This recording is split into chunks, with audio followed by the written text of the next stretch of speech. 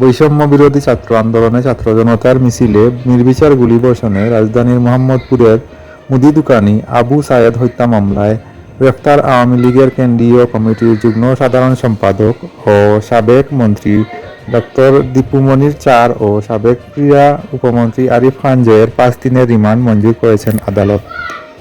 মঙ্গলবার ঢাকার additional chief metropolitan magistrate সুলতান সোহাগউদ্দিনের আদালত রিমান্ডের আদেশ দেন।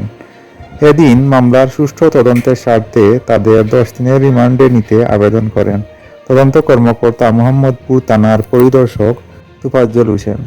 এর আগে বেলা 3টা 20 মিনিটের দিকে দীপুমনি ও জয়কে আদালতে হাজির করা হয়।